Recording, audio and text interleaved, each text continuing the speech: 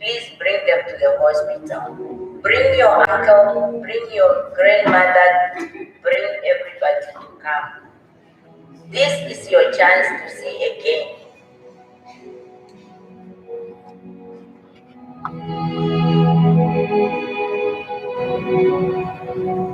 My name is Dr. Helena Ndume.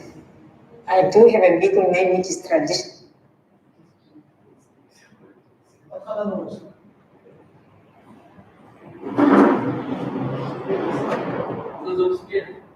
Is er nog een post op die post? Was er nog een post? Ja. Ik wil hem nog voor laten. Post maar niet zeker alles weer. Good afternoon, listeners. Welcome to our consular program. And we have a special guest from Oshagati State Hospital. Thank you, Mendeshi. My name is Ndeshi Shikulo. I am here to tell our people we are going to have an eye camp to Oshagati State. We are here to invite all the elder people or everybody who is at home that is not seeing to come and see us in the eye clinic. So we are telling all of our listeners that we have got 1 month for you to come to the hospital to your clinic to be operated during our eye care. If you are seeing a person around you who is not seeing, please bring them to the hospital. Bring your uncle, bring your grandmother, bring everybody to come. This is your chance to see again. You can go with the Holy Spirit. So, that's enough to the matter.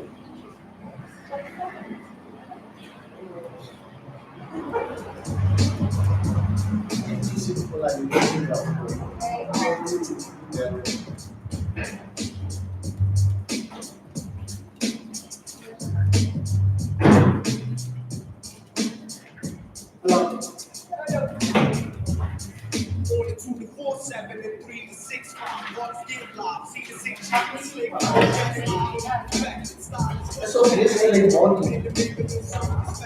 9:27 a.m.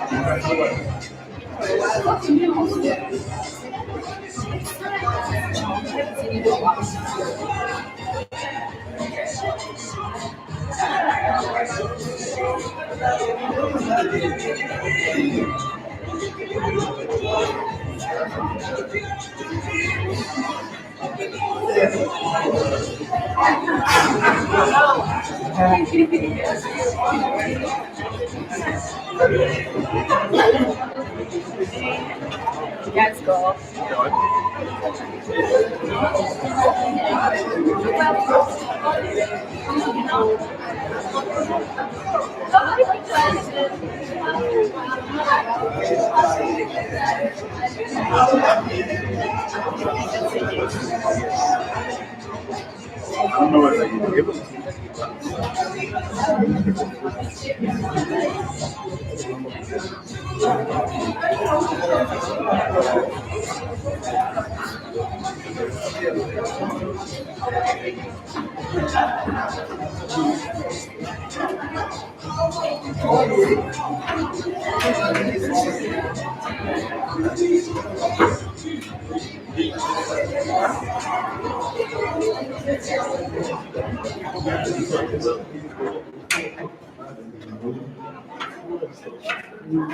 Where are you people?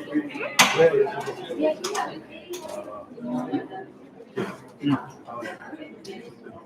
Yeah.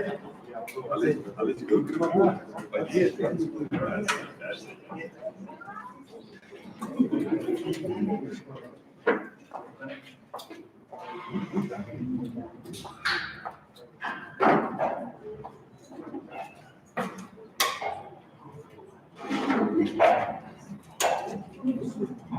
Afternoon. Can you hear me? I hear the best. Colleagues at the back. Guys, look, hey, it's going. It's month end, it's 50 night. What reasons you need to be here? You ready to go? Okay. All right. Good afternoon. Thanks for coming to our monthly session. Inspire. My name is Fitamini Matthias. I'm the corporate communications technician. I've met a few of you. I already do this job. I just started working, so I didn't get much time to introduce myself. So excuse me. So again, um, this is the monthly session where we want to inspire you and also just to let you away from your busy schedules, away from your laptop, away from your stressing boss. I hope none of them are here today, as this is mostly a casual one. So yeah, I'll introduce our speaker for today. Quite an honor to have her in our midst. So today I have the privilege and honor to introduce you a living inspiration and personality who has come to, who we all have come to know as the miracle doctor and has touched the hearts of Namibians. She is Namibia's shining beacon of inspiration, renowned for her humanitarian work. Now, doctor, I hope I do justice in this intro because you know this bonfires. Through partnerships with the US, Germany, and Austria, the miracle doctor, that's what I'll refer to her now, has organized a minimum of 5 eye camps annually, which benefited an estimate of 1,000 people ranging from 4 to 90 plus years old. Now imagine a mother who has never set her eyes on her baby, a poor villager who hadn't worked for years, an old man who had never seen his pension money. These are just some of the thousands of blind Namibians whose lives have genuinely been transformed by the treatment of a woman who we called a miracle doctor.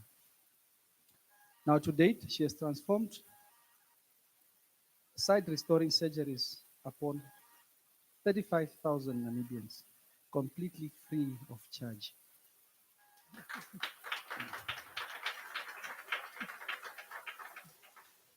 Now, 35,000, I mean, yeah, 35,000.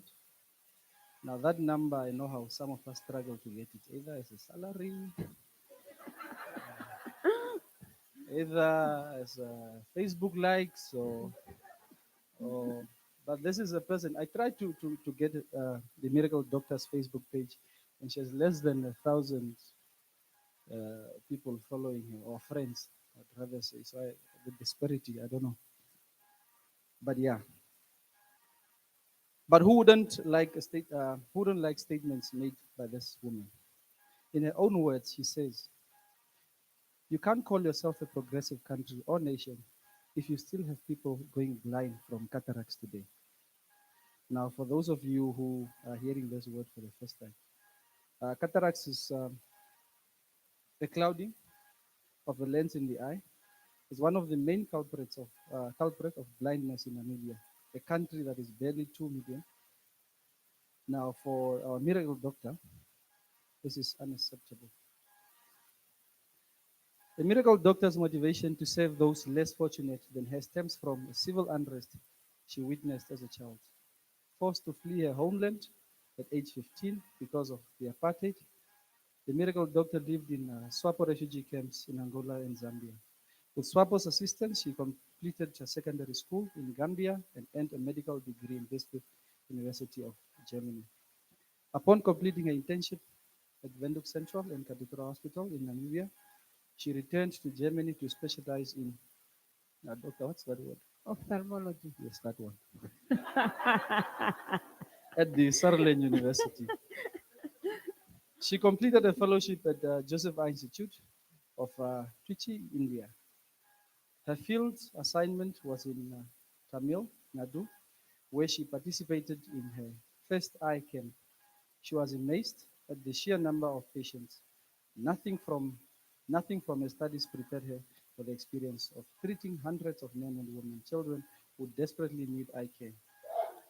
Many walked miles to the clinic, only to then wait in lines for hours before being seen.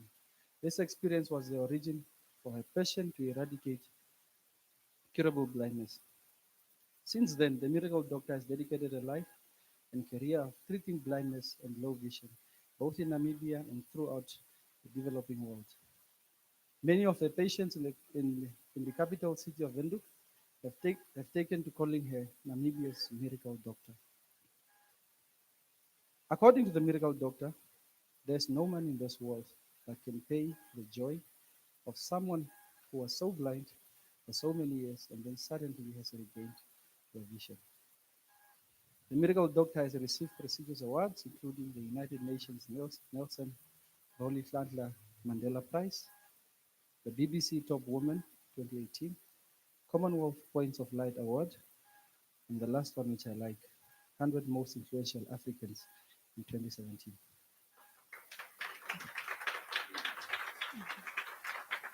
When she's not clad in straps, when doing her hospital rounds, she enjoys indulging in quality time with family. She brought the news today. She loves working out. I meet her now and then behind that mountain at State House. And she's very passionate about fashion. She loves fashion so much that if she hadn't become a doctor, she would be a fashion designer.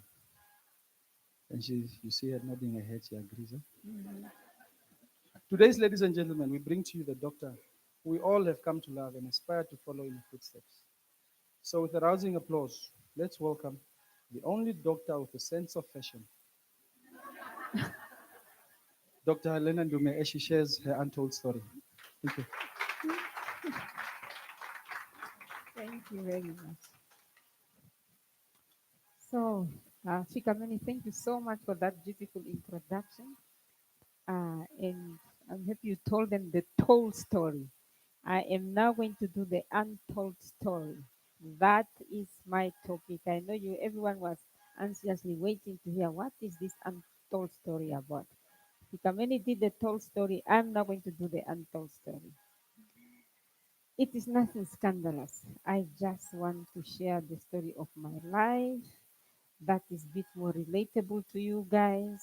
I will guess that some of you are in a position where you ask yourself, what's the next step in your life? Should be being uncertain of what the right path is. In my life, I am privileged to be able to be among young people all the time and hear their pressure of being successful in their life. I hope by sharing a bit of my path can inspire you to find your way.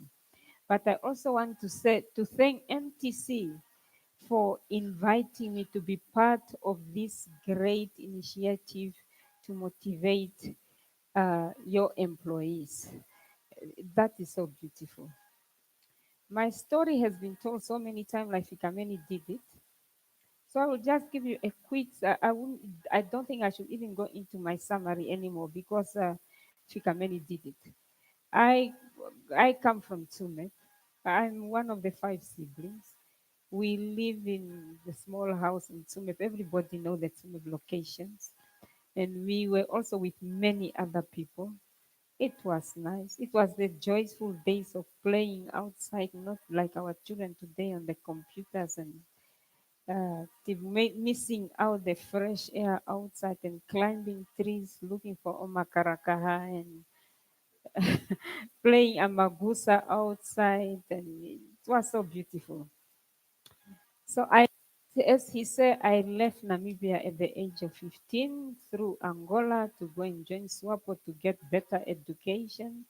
It was a treacherous journey. It was during the civil war in Angola.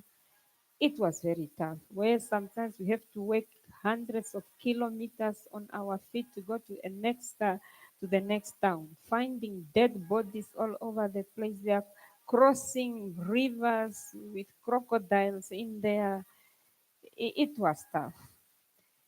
But then I was sent, of course, to the Gambia because there were so many young people in the SWAPO camps. SWAPO as the OAU, Organization of African Unity, by then it was called before it became the AU, that we have all these many kids, please help us to take them to your schools in your countries. And that's how many of us landed up in West Africa. Some went to Gambia, we landed up in the Gambia, Sierra Leone, Liberia, Nigeria, Ghana. And coming from the refugee camp, from Nomtso, the refugee camps, you are thrown into a different culture altogether. You don't understand the language. You were crying, wanting to go back again to the Swapo camp, but you know that you can't do it. There was discipline in Swapo those days. You couldn't do it. Where they come and take up your toilet paper because you people, you are saying here that you are fighting the white people and you are using toilet paper. You must use water. Then they then they take away your toilet paper to go and hide it. And in Nomtop, when we eat oshifima, that was is our staple food until today. We eat with our hands. Those days, maybe at the end of the month, or if there's a wedding or whatever, macaroni and rice is served, and then we use spoons. Now, their staple food is rice, and then we look for spoon to eat. You see this? They said they are fighting against white people. Now they are even using spoons. So that's a different culture altogether, but it made me to be a strong person. It made me to understand other people's culture because even there, that was the first time to know that there was a religion called Islam. We came there, the airport in Accra, we found this when, Allah Akbar. What is this guy doing? Oh, he's praying. So we didn't know all that. So you also learn, it's a university of life. It's not only books, but it's a university of life, and that's where you learn also how to tolerate other people's cultures. After that, my secondary school, coming back to the camps again, by then in Angola. And then after 1 year, you go back you are sent to university to study. And I was sent to study in Germany. And during my study in Germany, when in my third year, I got married to one of these handsome men on earth, the purest of heart. I was 8 months pregnant when I received a call from Angola that my husband was no more. It was very tough, but lucky enough, I have pulled my exam forward. I went to the professor that my baby is coming in August. I want because the exams were starting in August. I I go forward with the other topics so that I can do most of the subjects before my baby comes? And they said, no, it was good. I did most of my exams, and when the message came, I was only left with one subject, which was psychiatry and psychology, and I couldn't do it anymore. It was very devastating. I had a friend of mine who was studying agriculture from Namibia, Enina Malambo. She helped me to put up my room nicely. Even when I was discharged from hospital, she had done everything for me and the baby to come. And when I couldn't continue anymore, but I said I am not going to give up. I told myself that tears and feeling pity for yourself will never back my husband. It's better I fix my bum on the chair and read to bring a future to my son. And that is exactly what I did. That 1 year, I just decided to work on my thesis. And then after I did my thesis, I defended my thesis, and then I continued to the with the 4th year. And as he said, I like fashion because that is what I wanted to study. Medicine was my second priority. My second choice first was fashion. I was just prevented by by Nahasangula, who said he was the uh, education. He was the education secretary for SWAPO. Those days. Aha, we independent Namibia needs doctors and not fashion designers. And then, as we are brought up, you don't answer back. The grown ups, children are seen, but they are not heard. So, okay, I took up medicine. And then when we were just there with the evening talking to my cousin, these people are behind the mountain. They don't understand. Fashion is cool and whatever. You know, they have been through the University of Life. They know what they are talking about. And we, with our little square shoulders, we are there complaining, yeah, he doesn't know what he's doing. Anyway, there was this another Namibian young girl also, one of our groups. She was studying in the another town, 40 kilometers from Leipzig, where I was studying. And knowing that I like fashion, she called me and said, Helena, there is a boutique here which opened. And there is it's a lady who's a fashion designer, and she's making very beautiful dresses, and she opens once a month. Maybe you can come here and have a look. By then, my baby was 9 months old. So it was in winter. I took my son in the afternoon after lectures, went onto the train. It's just like 45 minutes from Leipzig to Altenburg. And then there was a queue, and there was queuing up.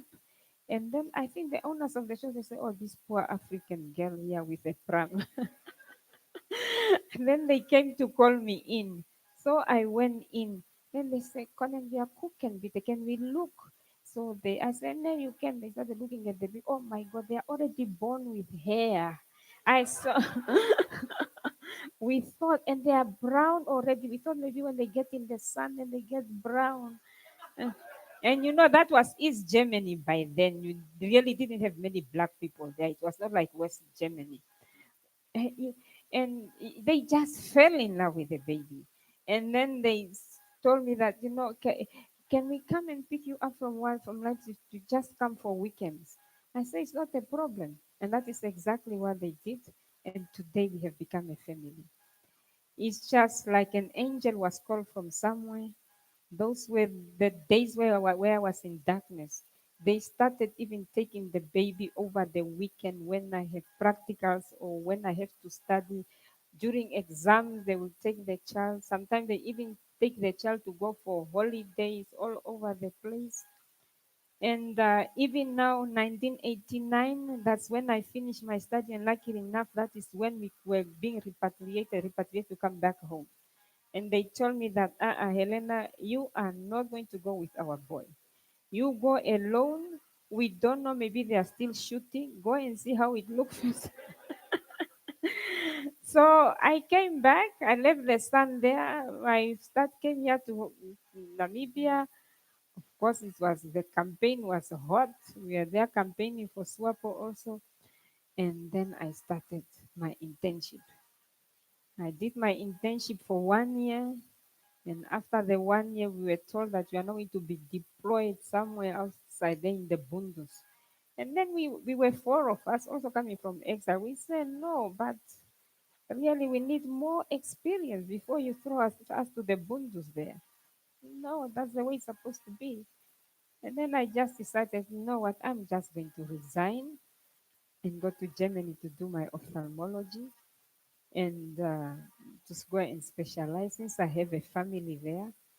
And that is exactly what I did. I resigned. My pension money I was given. That is what I used to pay for my ticket to go to Germany, and a little bit to have a little bit of pocket money, not just to go and depend on my family over there who are already taking care of my son. And I was there looking for scholarship, writing all to many, many places. And I got a scholarship. I started specializing in ophthalmology. After my ophthalmology, of course, I was scared to come back home. I didn't know where to start. I wouldn't know where to start. High tech here, there, you know. And my professor said, just go to India and do a fellowship there. That is what I did to India for 6 months. That was again another culture shock. Oh my God. I I felt like making a U-turn to go back to the airport to go. The amount of people, the air, it was just something. And then sometimes I go to the temples and you see how people are worshiping. This one, then there is one with a cobra, and they are coming, they are praying. The other one is an elephant, the other one is a monkey, whatever. Then I look at what is happening here. And as I look at myself, I say, Helena, these people are following. It is their culture. You have to accept it. In back home, Christianity is not my culture. It was forced onto us. Here we have been having Kalunga Kanangobe. That's what we know.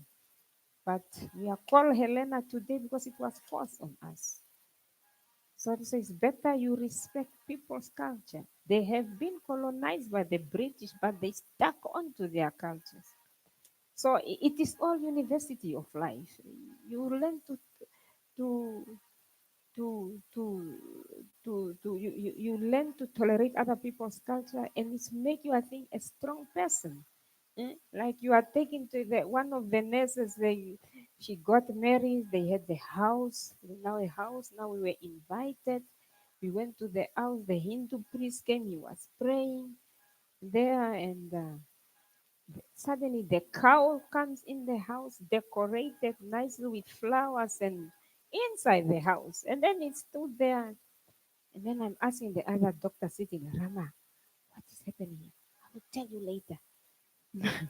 After that, he told me that the cow was brought in to leave some excrement there. If it has done that, it was a good blessing. But it didn't do anything, so it wasn't a good. Yes. So, but I took something positive back home. That is where I saw firsthand eye camps.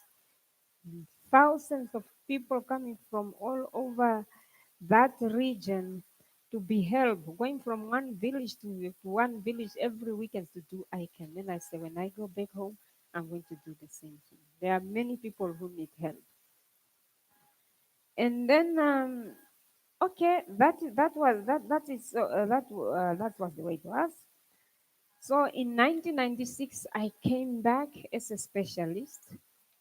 And when I came back as a specialist, and international students, when you come back as an international student, firstly, you did not fully understand or know where your path is going to lead to. And secondly, you have accumulated some things and you bought also some things to take home to start a life. And it was also a headache bringing them back. As where to stay, I was very fortunate. My sister had an apartment just there, over there, here in Olympia. And that's where we were staying with my son. And we were all together, 8 of us, in a 90 square meter house. It was uncomfortable for everyone, but we have to live with one another. And it's also that people think that maybe if you are now a specialist, immediately money comes, you should be able to afford an apartment or house or something like that. But you have to work your way up from the scratch. And this situation persisted for 6 months. And after I started, I got a job now at the Windhoek Central Hospital. We could move out and stay in the doctor's flat, which were there for doctors who were working for the government. And my appointment as an ophthalmologist was also very difficult. By then, the Central Hospital only had one post for a specialist. And when I came, there was already a specialist ophthalmologist from South Africa. So I was given a choice to choose to go to Oshakati to work as a specialist or work as a specialist also, medical officer, but on a medical officer salary, not on a specialist salary. And the difference in salary were huge like this. Uh, so I chose to stay in Windhoek. There were many contributing factors to my decision. Firstly, I knew that there were more opportunities to further my career if I was based in Windhoek. And at the time also, I had an idea of starting my ICANS. And I would have been, it would have been much tougher to organize it from Oshakati. And secondly, I have to think about my son, who is black but German inside. When we came back, he was 11 years old, pure German, thing like German culture. So in Oshakati, there won't be any German school. And if I take him out of his comfortable surrounding from Germany, take him somewhere, psychologically it was going to affect the child. Left all his friends behind and he was crying. Coming here, and the friends were also crying that Nishi was going back with the mother to Namibia. It was very difficult. So I had to sacrifice and stay here in Binduk and took him to the DHPS so that he can be among his people.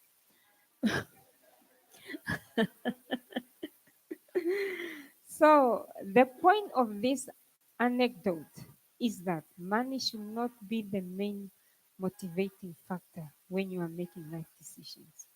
It is so much more important to do what is best for your walk of life.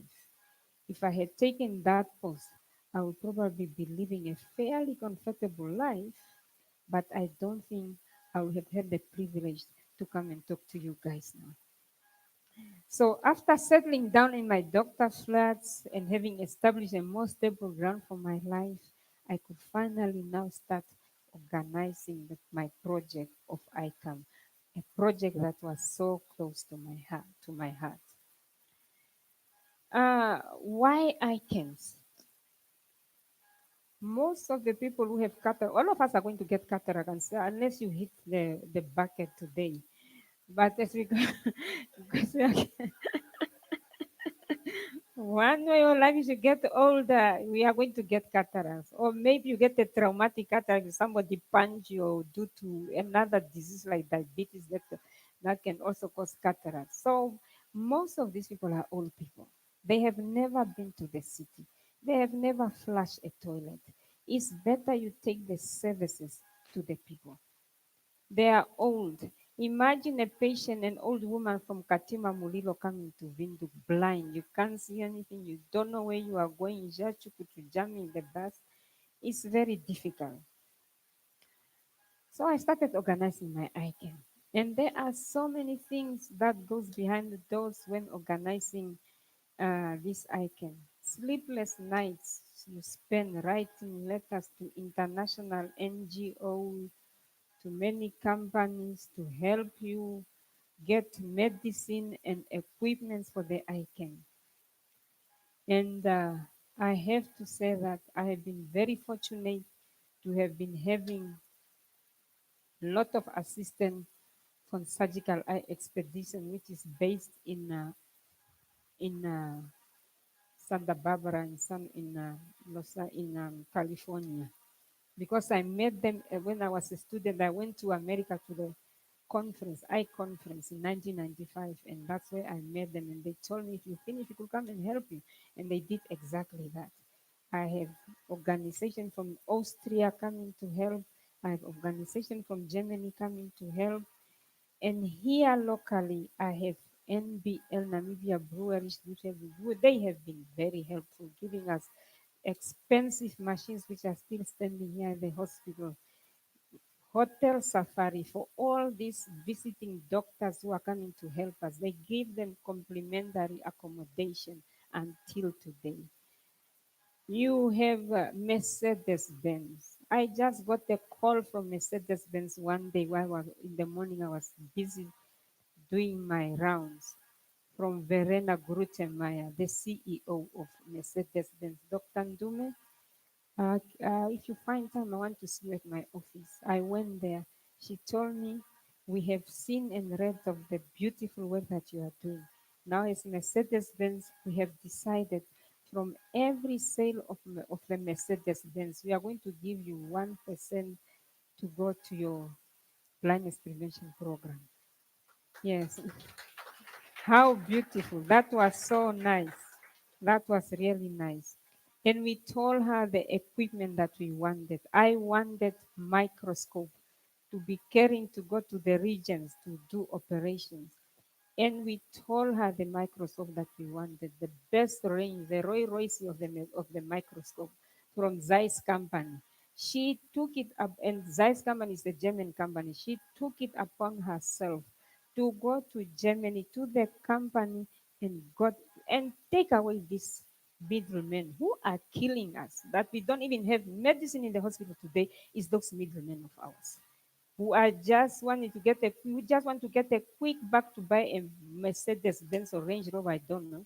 They don't even think of their people who are going to get blind or sick or die because of the medicine that they are inflating. She went there, she bought those microscopes, and she put up a contract for them to be serviced every year, and they Mercedes Benz is paying. Where could you get that? Honestly speaking. And then we have, of course, Namibia Defense Force. They fly us all over with our sensitive machines to all the regions. Imagine Opua, going to Opua, the roads by then there was no tire road. So they would be flying us to Katima, Rundu, all over. They used to fly us. And very disciplined people, the soldiers.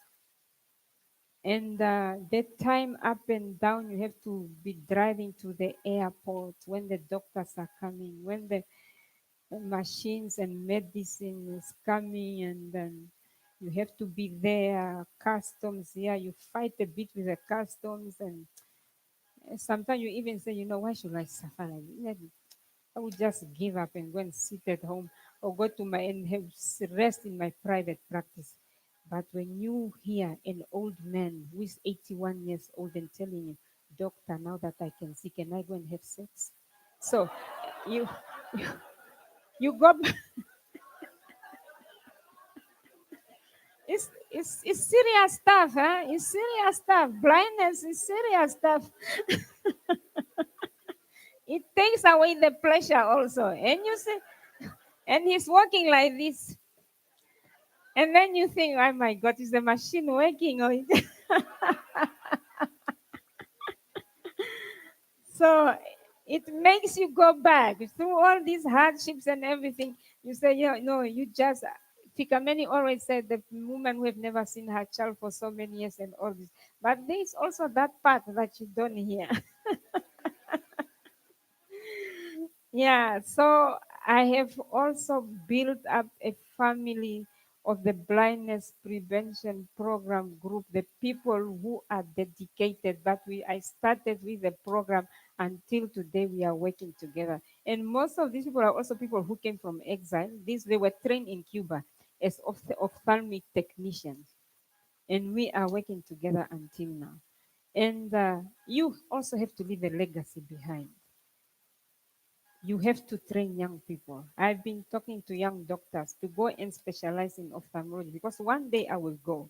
Now, as I'm speaking here, I have three who came back from Stellenbosch as specialists. Ah, yes. Even last month, September, we had an eye came in Oshikuku. 463 patients were operated, and I didn't go there. They only went and did everything. So even if I can retire or hit the bucket, I will do it with a smile on my face. You have to empower the young people to take over. You cannot just be selfish and sit there. Empower the young people. Even now that they have come back, I pull behind a little bit so that they can start organizing things themselves. And I'm easy to have combined my hustle with my main job. In the beginning, it was hard balancing work, I came clinic, whatever, and also family. But I had such a lovely family. You can see my niece here is coming to support auntie, whether I did it well or not. They keep me moving. That's so beautiful. I'm so blessed in that way. Finally, I hope I've managed to convince you that through determination, perseverance, and hard work, we can all reach our goals. It is important to make choices that will further yourself as a human being rather than just riches. Money comes and money goes. But if the foundation of success is not solid, it might not come back. And building that foundation takes time. Enduring discomfort for a period of time can have much bigger rewards in future. Please always remember pressure creates diamonds. And when I look at all of you, I know you have the potential to shine brightly. I've told myself, like Nelson Mandela said, you can have awards, you can be called to speak to you guys, but how many people have you changed? So go and shine and go and, and change people's life. I thank you.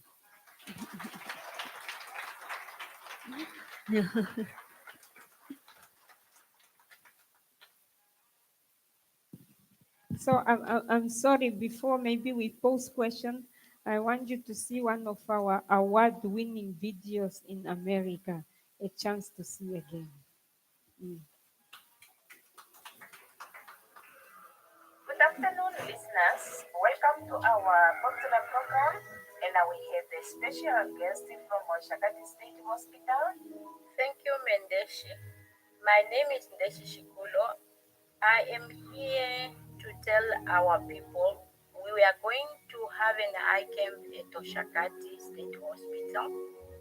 We are here to invite all the elder people or everybody who is at home that is not seeing to come and see us at the eye clinic. So we are telling all of our listeners that we have got 1 month for you to come to the hospital for your screening to be operated during our eye camp. If you are seeing a person around you who is not seeing, please bring them to the hospital. Bring your uncle, bring your grandmother, bring everybody to come. This is your chance to see again.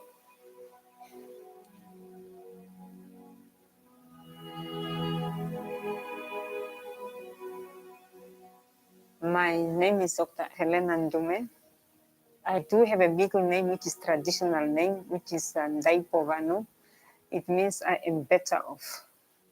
I was born during the apartheid system, where the education was different for the black people and white people, where young people were demonstrating and scared to be arrested, to be put in prison. They decide to leave the country. We left the country with 3 of my friends, and we managed to sneak over the border into Angola. In Angola, there was civil war, bombings and killings, camps being attacked in the middle of the night while we are sleeping. You are hearing bullets flying all over your head, corpses all over the place. And mind you, I was 15 years old. We crossed into Zambia. I ended up in the refugee camps where we built hospitals, we built our own schools, we built our barracks where we were going to stay, and we started going to school there. We have mathematics, history, geography, English, and all that. It was completely eye-opening. I ended up going to university in Leipzig, Germany, to start medicine. When independence came to Namibia, I came back home. I started my internship. I was the only ophthalmologist working for the state.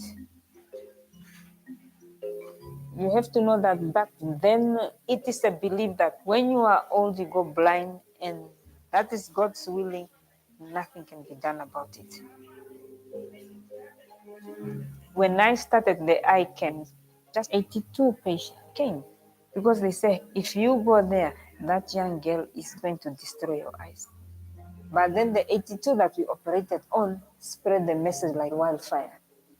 The following year, we couldn't control the crowds. They came in their thousands. Everybody now wanted to be operated on. They said that independence have really come. We have doctors, and now we can see. You cannot just be in the private practice making money, knowing very well there are thousands who are blind and they need help. And you cannot call yourself a developed country if you have people getting blind from cataract today.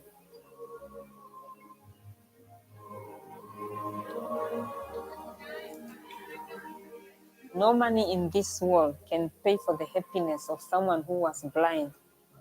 And suddenly you take off that iPad, then they say, Doctor, I can see.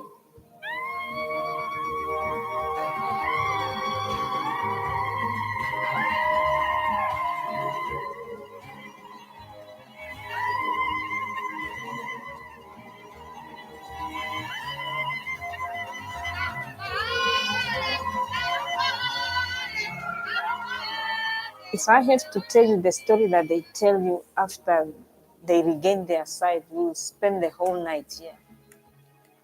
Doctor, now that I can see, I'm going to work hard and plow a lot of food. Doctor, now that I can see, I'm going to see my grandchildren that I haven't seen for 5, 6 years. Or a mother who had given birth and she never saw her baby came to see the child after cataract surgery.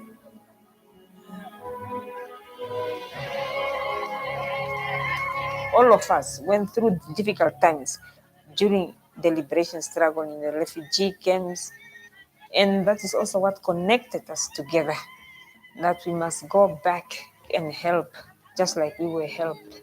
We have to have a culture of giving back to less fortunate people so that they can also be transformed just like I was transformed.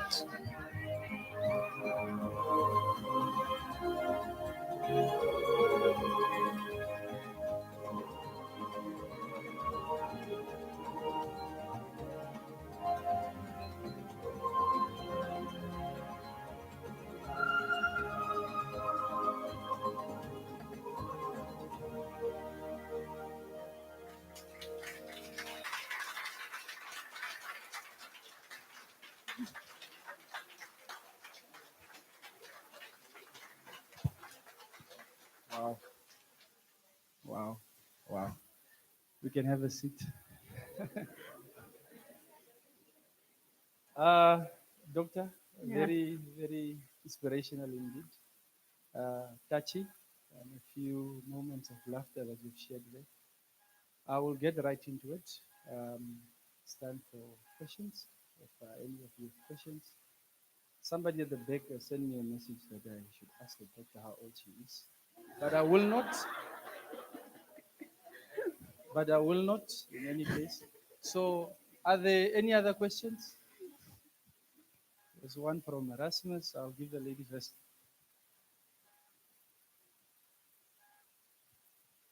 No, I want to ask, how do we know about the eye camps? Because I also have my grandmother that used to see, and she's in the north. The ICAM are being announced on the radio 2 months before we come to that specific region.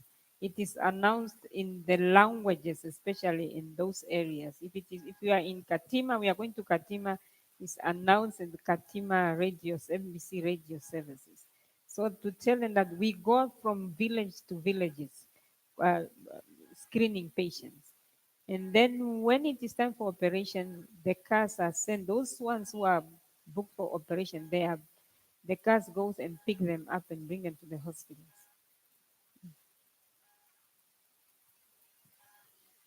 And where is the old lady, your grandmother? Undonga, then she has to go to Onanjokwe. Yeah. Onanjokwe Hospital, we have an eye clinic there. There's ophthalmic medical assistant there. You have to know that it's not only some of them, they come with the hope to be operated cataract and then they see some. There are other diseases like glaucoma, which is very rampant, and that if someone goes blind from glaucoma, there's nothing that you can do to bring back the vision, because the optic nerve that comes from the brain responsible for us to see is completely damaged, and there's nothing you can do, unfortunately. And it breaks your heart to see them sitting there while others are ululating that they can see. Yes, good afternoon, doctor. My name is Afternoon. Erasmus. Mhm. I have a question, but before I pose my question, I just want to say that your job is really remarkable and we admire that. And for that, I think you deserve another round of applause. Thank you. My question is not something so serious, but yes, I've actually noticed something about doctors, and that's something. It's their handwriting. Is it maybe something that, as doctors, you are trained to do when you are at school, or how does it come about? No, Another thing that I want to know is maybe if it's possible for you to just, in layman's term, explain the term cataract to those of us who may not maybe not know what it means. Thank you. okay, the handwriting. The handwriting, when you are in the lectures, the professor is just talking, so you have to write very fast. Maybe that's what led us to have such funny handwritings. We came back from secondary school, started medical school, then the handwriting started getting terrible. Like, you have to write very fast. And also, there in Germany, when we went for training, you do 1 year German language, and after that, you go to the university, and the professor got different accent, German accent, and you have to listen and write very fast. And I think maybe it's the lectures where you take notes and you have to rush. You people today are so damn lucky. Everything is on YouTube or whatever. I don't know. We didn't have that luck. We have to scrabble and go and sit in the library for hours. Maybe that's why. I don't know. So now, cataract in the eye. Cataract is behind the iris. And the cataract, the lens, sorry, the lens is behind the iris, and the lens is crystal clear. But as you grow older, it starts to be cloudy. Start to be cloudy. So why is it that we have so much people going blind from cataract here? Because we don't have doctors in the first place to go all over to operate the people. You heard here that we did 82 patients. People didn't want to come because they've never heard of someone operating on someone's eye. They were very skeptical. It's when they saw those who were blind, now that they could see, that they started coming. So now, cataract is the cloudiness of the lens, of the crystal lens. And it happens mostly when you are growing older. You can get cataract from diseases like arthritis, secondary to arthritis, secondary to diabetes. You can have congenital cataract of babies who are born with cataract. And then you have cataract by punching every end of month. Yes, yes. That is the thing. And that is also how I went there to Namibia breweries to ask them, please, can you put your beer in plastic bottles? They started laughing, said, doctor, the taste, the chemistry, whatever, is not going to work. All what we can give maybe is to give you machines to help you fight this. So it's just the bottle twash and then inside the eyes. And most of them, some of these we can't even rescue them. We have to take them completely out. And I remember 2 times. One guy came from Ishivarongo, and then was another time one from Vindu, where we have to take out both eyes. Imagine you go to chill out and suddenly you can't see anymore. So that's how serious it is with violence. Any more questions Mm. from the group? Ah, come on, guys. Serious. Lillian. Okay. Take it there. Oh, Yes. Doctor, my name is Kumbili. I would just like to find out if cataract is preventable. No, like I said before, that I need to hit the bucket now. Then, then you prevent the cataract. But as you are growing older, one day something you are going to get it. It's like you say to prevent wrinkles. You can't. So if it comes, now you go early and have it removed. But our people, there was no education there. They didn't know that if you have cataract, it can be removed. So we have to come and tell them that it is possible. We can operate you so that you can see again. Mhm. doctor. Mhm. Okay. My question before I give to the lady. Fashion design. Mm. Are you still going to follow I beg your pardon? fashion design? Yeah. Is it still something you want to pursue? No, now I'm almost hitting.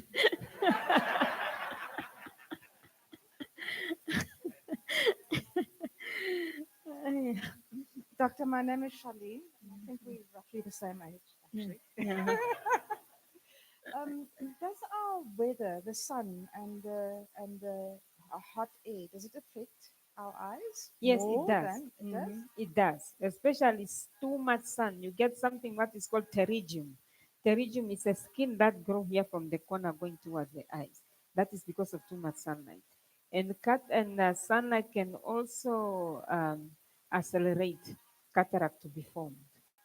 So that's why we tell people that they must wear their sunglasses whenever they go in the sun. Any question before I give my second question? Doctor, Yeah. I've called you a couple of times and you always sound busy with work. What are some of the challenges you face on a daily basis at a hospital, often very crowded? Yeah. Yeah, there are so many challenges. Medicine sometimes which is not available to give the patient, machines, equipment that we don't have. Those are the biggest challenges that we have. As I'm telling you here, when I started, we were seeing like 5 patients with diabetes, retinopathy. When the diabetes come onto the eye, we call it diabetic retinopathy. It affects the retina behind, and it's one of cause of blindness in the world today. Now today we are seeing like 120, 130 patients per month with diabetic retinopathy. They need injections. We cannot if diabetes starts, you can only control it, but you cannot prevent it. You can't take it away. So we have to prevent it and we have to treat them so that they don't get blind. They have to be injections. Some of them have to come every month to get injections in their eyes. And this medicine is very expensive. Sometimes it runs out. So we are getting more patients. And if you are getting more patients, also the technology is changing to make investigation and everything more easier for the doctors. And that is where we are limping a bit. We need more machine. We need more technology. I'm having young doctors coming. They need machines so that we can deliver the best to our poor patient. You hear about universal health care. It should not only be for people who have the money. It should also trickle down to the poor people who are at the bottom there. They also need to be treated as human beings. So my problem is equipment. Any of you can help me? It's equipment. Thank you very much for the questions. I'd like to call John. Said he wanted to make an announcement before we conclude. Um, but while he's walking, he walks very slow. You can take a question. Good afternoon, Doctor. Afternoon. I don't know if my question is for the doctor or for the team, but I want to find out the video we were looking at. Where can we find it so that we can also share it with the kids at home to inspire them? Thank you. Oh my God, I think I'll, from the team, I'll tell you, seeing it for the first time also. But we have it. yeah, you have it now here. We have it. We can perhaps share with the staff or anybody who wants. Thank you. Everybody. Ah. Good afternoon, Doctor. Um, It was not my intention to be here on this podium, but I was moved by what you have achieved and accomplishment throughout your lifetime. Also, coming from a granny that had glaucoma, I understand quite well. The picture of the young man pulling his father by the kiri, that's me taking my grandma to church every Sunday. So she Okay. forced me to become a Christian, in fact. Because of glaucoma? Did you say because of glaucoma? Well, technically, but not so. But if it is because of glaucoma and she's your grandmother, you have to be careful. You might get it also. In fact, you warned me a couple of times 5 years ago. Oh, I'm taking okay. care of that. So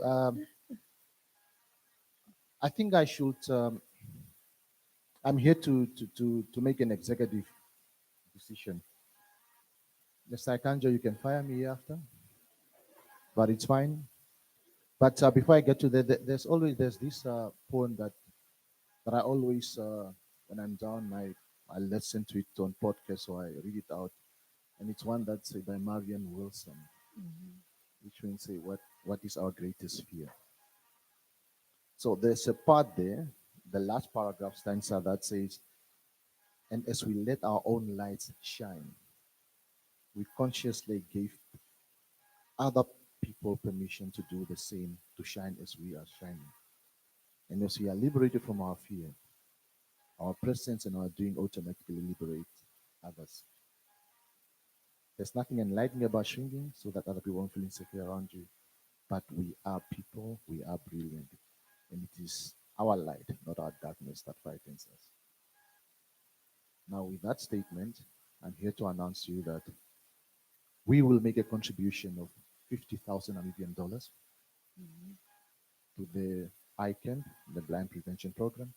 And this money will come from the MTC Employees Care Initiative, which is a body of which a staff of MTC, we contribute via payroll every month.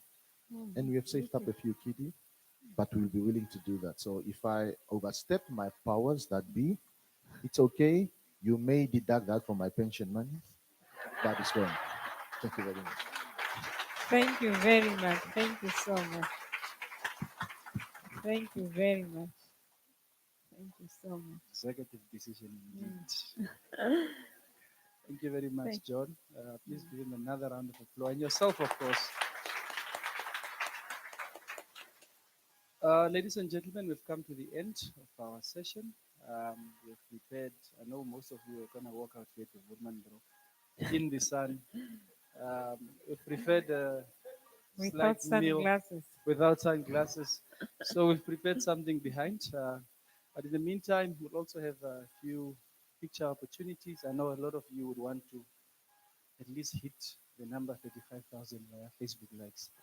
So we can take a few pictures of the doctor. But from the team, thank you again, Dr. Helena Ndume, for joining us. Thank you for the words of inspiration. We cannot say much besides thank you. So thank you very much. Thank you so much. Emma. Thank you for coming and have a great afternoon ahead.